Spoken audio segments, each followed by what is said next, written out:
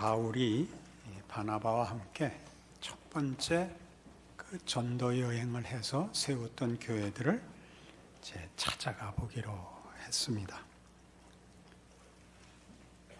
그런데 그 같이 가는 사람 중에 여기 나오는 대로 37절에 마가라 하는 요한도 데려가자 그러고, 그는 1차 전도 여행 때 같이 출발했다가 중간에 돌아간 사람입니다.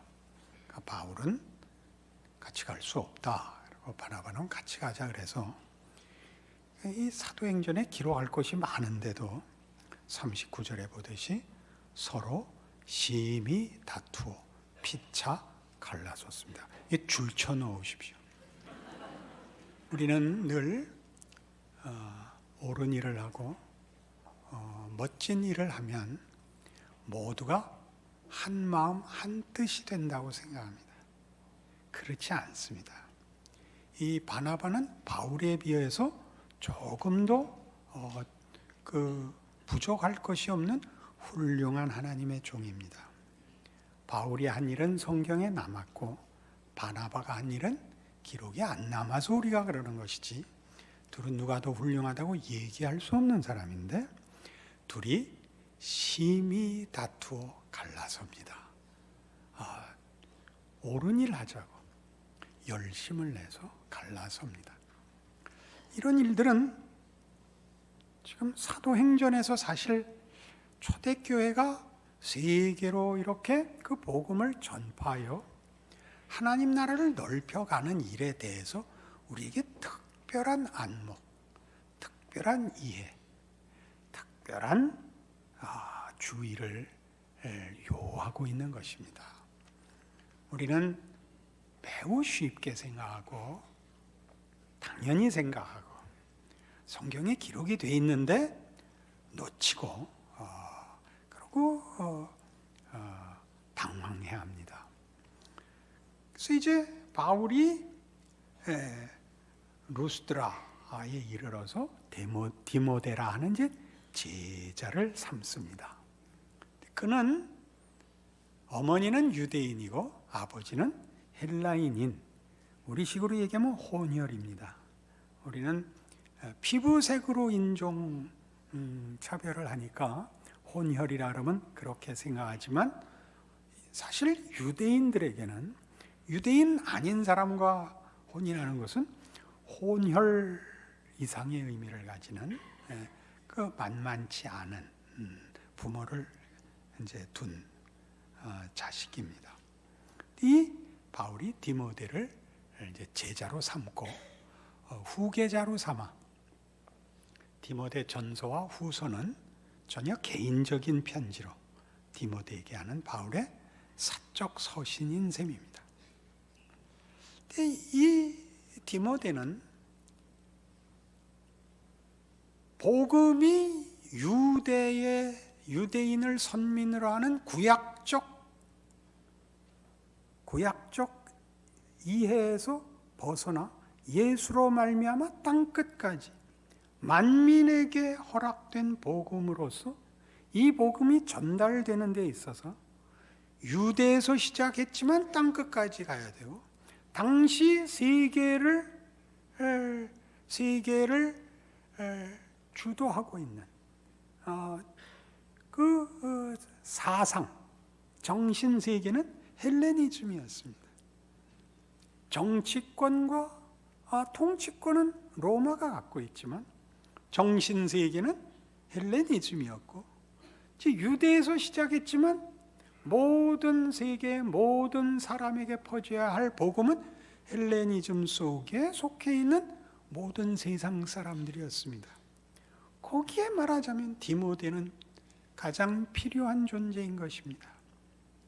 유대인 어머니와 헬라인 아버지를 가진 두 문명과 문화와 사상을 연결하는 다리로서 서 있습니다.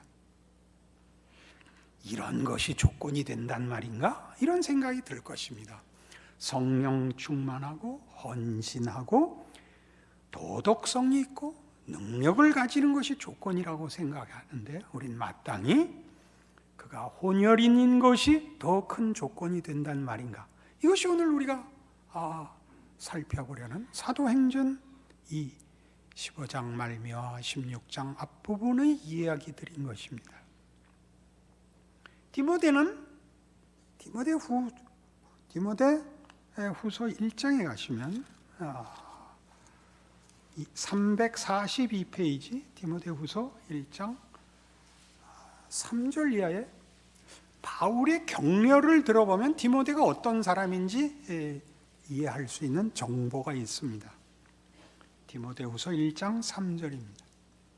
내가 밤낮 간구하는 가운데 쉬지 않고 너를 생각하여 청결한 양심으로 조상적부터 섬겨오는 하나님께 감사하고 내 눈물을 생각하여 너 보기를 원함은 내 기쁨이 가득하게 하려 함이니 이는 내 속에 거짓이 없는 믿음이 있음을 생각합니다. 이 믿음은 먼저 내 외조모 로이스와 내 어머니 유니게 속에 있더니 내 속에도 있는 줄을 확신하노라. 그러므로 내가 나의 안수함으로 내 속에 있는 하나님의 은사를 다시 부릴 듯하게 하기 위하여 너로 생각하게 하노니 하나님이 우리에게 주신 것은 두려워하는 마음이 아니요 오직 능력과 사랑과 절제하는 마음이니 그러므로 너는 내가 우리 주를 증언함과 또는 주를 위하여 갇힌 자 된 나를 부끄러워하지 말고 오직 하나님의 능력을 따라 복음과 함께 고난을 받으라. 디모데에게 지금 무슨 얘기를 하죠? 너 두려워 말라. 내가 널 안수해서 다시 성령의 역사가 네 마음에 불일 듯 일어나기를 원한다. 이런 건 다 무슨 뜻이에요? 아마 디모데는 침체되어 있는지 모르죠. 그리고 겁이 났는지 모르죠. 그죠? 두려워하지 마라도 나오고 부끄러워하지도 마라도 나오죠. 사도 바울이 갇혀 있으니까 위축됐겠죠. 스승이 감당 못하는 걸 제자가 어떻게 감당하겠어요?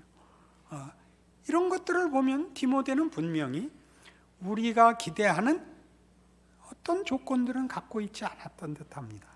무슨 담대함, 무슨 열정, 능력 이런 것과는 멀어 보입니다. 그런데 고린도전서 2장에 가면 사도 바울은 스스로 이 문제에 대해 다른 견해를 하나 제시하고 있습니다. 263페이지 고린도전서 2장 1절을 보시면 형제들아 내가 너희에게 나아가 하나님의 증거를 전할 때 말과 지혜의 아름다운 것을 아니하였나니 내가 너희 중에서 예수 그리스도 그가 십자가에 못 박히신 것 외에는 아무것도 알지 아니하기로 작정하였습니다. 내가 너희 가운데 거할 때 약하고 두려워하고 심히 떨었노라. 내 말과 내 전도함이 설득력 있는 지혜의 말로 하지 아니하고 다만 성령의 나타나심과 능력으로 하여 너희 믿음이 사람의 지혜에 있지 아니하고 다만 하나님의 능력에 있게 하려 하였노라. 여기는 무슨 얘기를 하는 거예요? 능력이 필요 없다 그런 얘기를 하죠. 하나님이 하시는 것이지 우리가 하는 거 아니다 그런 얘기를 해요. 디모데는 그런 조건을 가지지 못했다 그런 얘기를 하고 자기는 혹시 그런 조건이 있었을지라도 그거 필요 없다고 생각했다 그래요. 그럼 우리 생각에 하나님의 종이 되거나 하나님의 백성으로 사는 일은 아무런 조건도 필요 없고 자격도 필요 없고 어차피 하나님이 하실 일에 맡기면 그만이다 이렇게 되는 건가요? 이게 우리에게 조금 아리송하죠.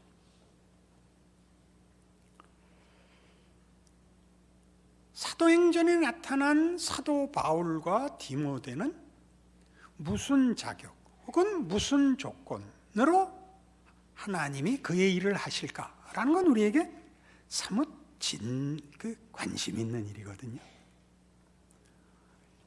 우리 모든 평범한 신앙인들이 경험하듯이 우리는 비전도 없고 위대할 엄두가 나지 않고 그리고 조건이 그렇지 않아요.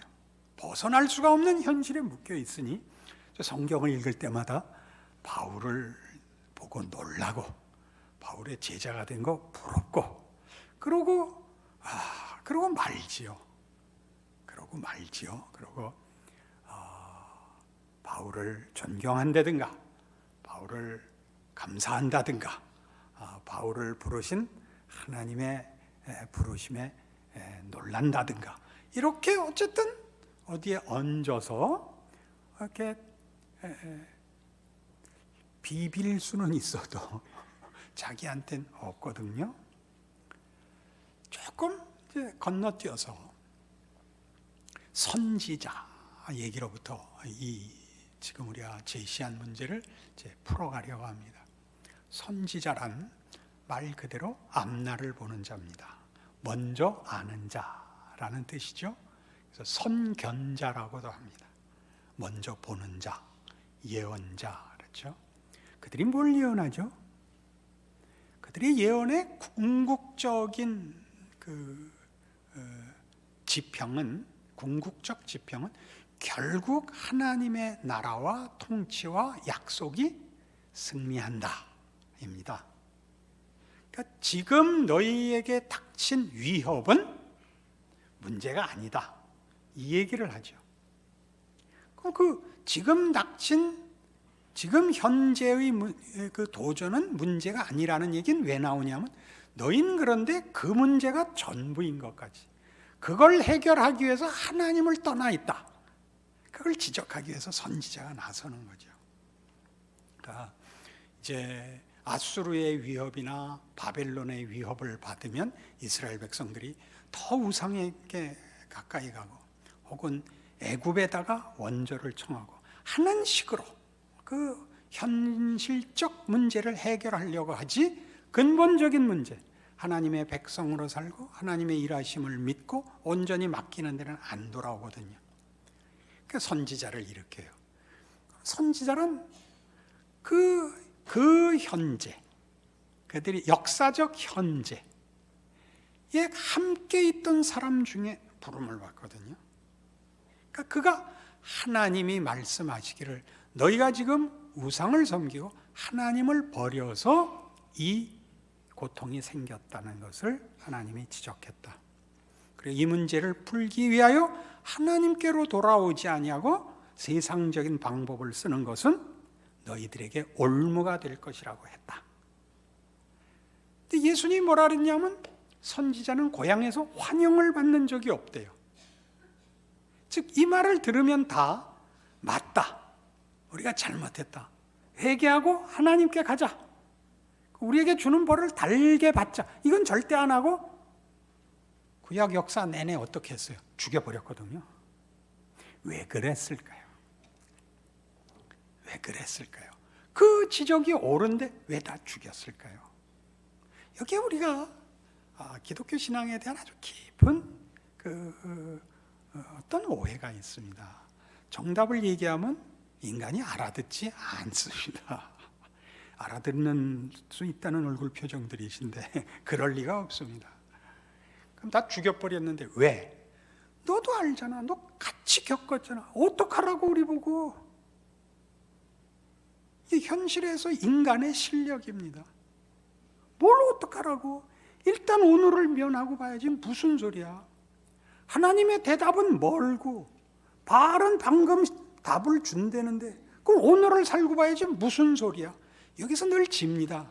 근데 선지자한테 왜 화가 나냐 하면, 너도 같이 겪었잖아, 넌들 이길 수 있어? 다들 괜찮게 신앙생활 하는 표정을 짓고 계셔서 설마 그러시죠?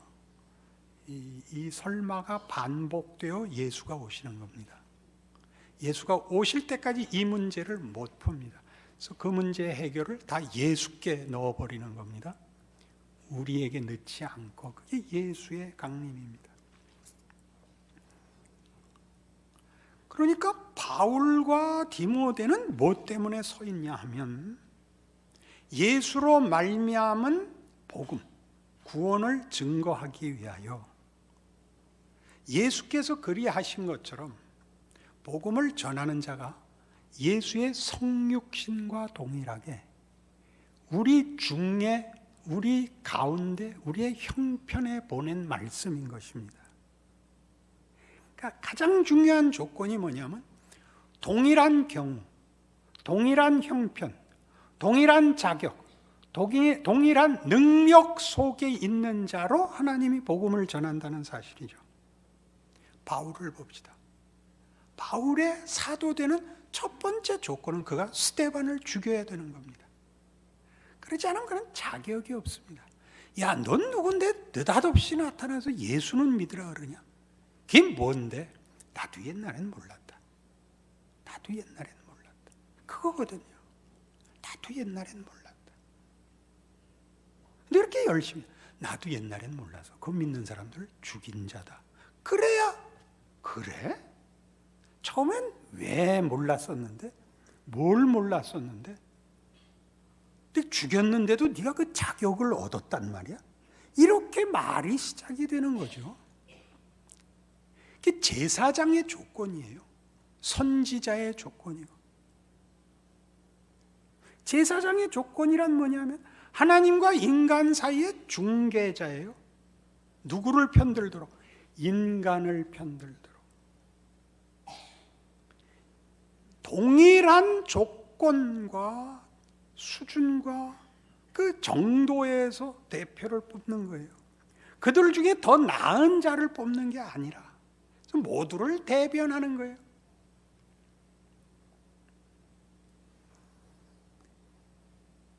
요한복음 15장에 가보실래요? 요한복음 15장 13절. 사람이 친구를 위하여 자기 목숨을 버리면 이보다 더 큰 사랑이 없나니 너희는 내가 명하는 대로 행하면 곧 나의 친구라. 이제부터는 너희를 종이라 하지 아니하리니 종은 주인이 하는 것을 알지 못함이라. 너희를 친구라 하였노니 내가 내 아버지께 들은 것을 다 너희에게 알게 하였습니다. 친구란 뭐라는 거예요? 종이 아니래요. 종은 뭐죠? 부릴 수 있는 대상이죠. 부릴 수 있는 대상. 친구는 그렇지 않죠. 친구는 말대답을 할 수 있고 반대를 할 수 있죠. 바나바와 바울은 서로 강요할 고난이 서로 없죠. 친구니까, 대등하니까, 심히 다투고 갈라설 수 있다니까. 예수님이 우리의 친구로 오신대요. 우리 곁에 우리가 동등한 자격으로 오셔서 주고받고 듣고 거부하고 반대하고에 묶여 있는 거예요. 친구란 뭐라고요? 묶여 있지요. 묶여 있어요. 그래서 모든 다른 조건보다 우선하는 관계인 거예요. 그래서 친구를 위해서는 죽을 수가 있대요. 잘났거나 무슨 유익이 있거나 무슨 명분이 있는 게 아니라 친구라서 죽을 수 있대. 얼마나 고마운 말씀인지 아시겠어요? 친구로 보내지는 거예요, 예수님이. 우리는 친구로 누구 옆에 있는 거예요. 그것을 보다 보편적인 표현으로 이웃이라 그래요. 시대와 장소와 형편이 같아서 묶여있는, 함께 있는 사람들을 우리는 이웃이라 그래요. 그래 안 그래요? 그 이웃의 가장 가까운 이웃이 누구죠? 가족이죠. 가족. 누구의 자식이 되고 누구의 부모가 되는 걸 우리가 정하지 않았어요. 그건 도망갈 수가 없어요. 그러니까 로마서 9장에서 사도 바울이 이런 말을 하는데, 난 이 말 고마워요. 한번 보실래요? 250페이지 로마서 9장 1절에 사도 바울이 자기 민족을 걱정하는 거예요. 유대인 민족은 예수를 거절했잖아요. 복음은 이방으로 넘어갔어요. 바울은 유대인이잖아요. 자기 민족에 대해서 그 마음 깊은 책임이 있는 거예요. 이렇게 얘기해요. 내가 그리스도 안에서 참말을 하고 거짓말을 아니하노라. 나에게 큰 근심이 있는 것과 마음에 그치지 않는 고통이 있는 것을 내 양심이 성령 안에서 나와 더불어 증언하노니 나의 형제 곧 골육의 친척을 위하여 내 자신이 저주를 받아 그리스도에게서 끊어질지라도 원하는 바로라. 이게 말이 돼요? 여러분, 이런 거 할 수 있어요? 예수 믿는 것 때문에 나 부모하고 헤어질 수 있다. 우리 그렇게 했어요. 그게 뭐였어요? 제사 안 지낸다 였어요. 제사 안 지낸다. 나 다른 신을 섬길 수 없다. 그건 맞는 거예요. 그렇게 간단하지 않아요. 그런데 여러분, 아내가 지옥 가면 넌 안 믿어서 지옥 가라, 나는 천국 간다 그럴래요? 난 그렇게는 안 할 거예요. 내가 지옥 가면 나 쫓아갈 거예요. 그게 신앙이에요. 하나님의 신앙은 이렇게 냉정하고 그렇게 말이 안 되는 게 아니에요. 그건 피가 흐르고 눈물이 있는 거예요. 사랑이란 그런 거예요. 이 멋대가리 없는 이데올로기가 나오면 이 가장 근본적인 윤리를 깨요. 친구, 혈육 이런 걸 깨요. 우리 역사에서 배운 거예요. 그건 아니라는 거예요. 기독교는 피와 눈물이 있대요. 그러니까 바울이 이 얘기를 해요. 예수가 오신 것이 뭔지를 아는 거예요. 뭔지를 아는 거예요. 그게 인류를 사랑해서 자기 아들을 인류에 포함시킴으로 인류를 외면하려면 아들을 외면해야 되는 거예요. 그러지 못하게 보낸 거예요. 디모데후서 4장 가보세요.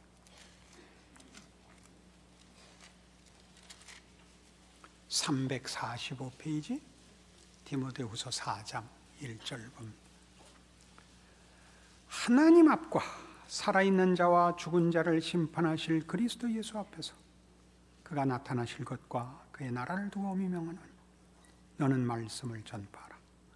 때를 얻든지 못 얻든지 항상 힘쓰라. 범사에 오래 참음과 가르침으로 경책하며 경계하며 권하라. 때가 이르리니 사람이 바른 교훈을 받지 아니하며 귀가 가려워서 자기의 사욕을 따를 스승을 많이 두고 또 그 귀를 진리에서 돌이켜 허탄한 이야기를 따르리라. 그러나 너는 모든 일에 신중하여 고난을 받으며 전도자의 일을 하며 네 직무를 다하라.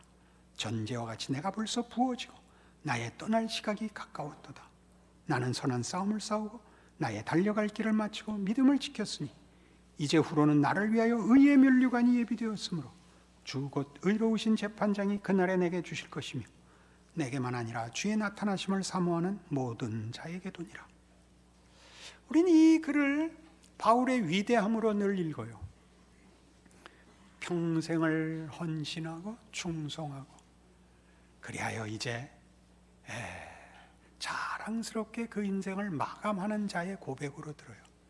바울은 그렇게 얘기하고 있는 게 아니에요. 그가 걸은 길이 모든 사람과 동일한 길이래요. 8절 후반에 있는 것 같이 내게만 아니라 주의 나타나심을 사모하는 모든 자에게요. 뭐가? 바울이 걸었던 길이 뭐죠? 아까도 얘기했죠. 그는 스데반을 죽임으로써 복음을 전하는 자의 조건을 가져요. 나도 옛날엔 몰랐다. 나도 옛날엔 틀렸다. 이것이 없이는 죄인된 인간의 이웃이 될 수가 없어요. 그러니까 만인 제사장론이라는 건 무슨 얘기냐 하면 예수께서 하신 것 같이 예수께서 성육신하여 우리 옆에 오셔서 우리와 하나가 되심으로 만질 수 있고 얘기할 수 있는 자리에 오신 것 같이 우리 모두가 누군가의 이웃 앞에 서 있으므로 같이 삶으로써 성육신의 조건을 갖고 있다고 얘기하는 게 만인 제사장론이에요. 거기서 위대해져야 된다든가 거기서 성공해야 된다는 얘기가 아니라 하나님이 예수를 보내어 하신 일들을 내 생애 속에서도 한다는 걸 믿고 지켜야 된다는 거죠.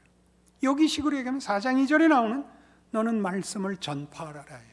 말씀을 전파하라는 것은 뭘 하라는 게 아니라 너는 말씀이 되어라 라는 뜻이에요. 너는 말씀이니라. 말씀이 육신이 된 예수의 뒤를 잇는 그런 식으로 일하시는 곁에 찾아간 모든 인류에게 찾아가 그들 각각의 옆에 세워놓은 말씀이란다 그런 거예요. 우리의 조건은 뭐죠? 바나바와 바울이 싸운 것이 우리의 조건이에요. 바울이 스데반 죽인 것이 우리의 조건이에요. 제대로 예수 믿는 것 같이 살지 못하며 훌륭하지 못하며 다른 것으로 자랑하거나 발언권을 가질 수 없는 것이 조건이라고요. 예수 믿는다는 걸 무슨 다른 것으로, 성공, 능력 이런 것이 아니라 함께 똑같이 굴렀는데, 군대 가서 똑같이 굴르다가 주일날 교회에 갈 사람 나오라 하니까 이놈이 나간 거 아니에요. 너 예수 믿냐? 응. 근데 너 여태 그렇게 악질로 살았냐? 야, 우리 그 얘기는 하지 말자. 이게 조건이라고요. 저 새끼 웃긴다. 저 새끼가 믿는 하나님은 도대체 뭐냐? 그래서 따라 나왔다는 거 아니에요. 무슨 얘기인지 아시겠어요? 우리는 매일매일 흠없고 쓸모있기를 바라서 자책하죠. 내 인생은 묶여있고 아무것도 아니라고 생각하죠. 위대한 길, 그러니까 밤낮 유명한 사람 얘기만 하죠. 어거스틴, 칼빈, 아브라함. 그게 아니고 낙각각이 예수께서 육신으로 왔을 때 아무도 못 알아보는 게, 아무도 내가 하나님의 아들이니라 참남죄로 죽는 거예요. 아무도 몰랐죠. 아무도 몰랐어. 그렇게 묻혀 있는 거예요. 거기 내가 할 일, 나에게 맡긴 일이 있어요. 가장 1차적인 책임은 누구라고요? 골육이에요. 골육. 그러니까 골육을 놔두고 뭐 한다고 뛰어나가는 거는 그리 잘하는 순서 아니에요. 뭐가 우선이라고 할 수 없이 일이 묶여 있지만 명분 욕심에 가려서 모두에게 준 1차적인 책임에서 변명을 하거나 외면을 하면 안 돼요. 자기 길, 자기에게 맡긴 이웃, 거기서 책임을 져야 돼요. 그리하면 그 다음은 하나님이 하실 거예요. 여러분이 스스로의 인생과 스스로의 존재를 성경이 설명하는 대로 이해하지 못하면 여러분은 늘 누구를 부러워하고, 늘 원망하고, 늘 창피하고, 늘 성질 부리다가 그렇게 시간만 흐를 거예요. 아니라는 것 아셔야 돼요. 아니라는 것. 우리의 한계와 못남과 실패와 무지와 게으름과 편견과 실패 속에서 일하신다는 걸 기억하셔서 자신 있게 틀리세요. 자신 있게 틀리세요. 일부러 틀리지는 마세요. 자신 있게 틀리세요. 그리고 용감하세요. 하나님, 어저께는 할 수 없었습니다. 그러세요. 오늘은 다르게 할 작정입니다. 저녁에 잊었습니다. 그렇게 가세요. 하나님이 일하신다는 걸 알아요. 우리 자신이 훌륭해져요. 장담할 수 있어요. 장담할 수 있어요. 우리 자신이 훌륭해지고 우리가 모르는데 열매가 맺혀요. 기도하십시다. 하나님 아버지, 우리 하나하나가 하나님의 말씀이며 손길이며 위대한 존재라는 것을 확인합니다. 우리가 믿음을 가져야 하는 것은 훌륭해지고 놀라워지고 자신 있어지고 성과를 내는 것이 아니라 하나님의 일하심, 십자가의 기적을 믿는 것입니다. 각자 자기의 인생을 감수하게 하여 주시옵소서. 그 속에서 하나님이 일하시는 줄 알게 하여 주옵소서. 우리의 한숨과 후회가 헛되지 않은 것을 알게 하여 주시옵소서. 예수님 이름으로 기도합니다.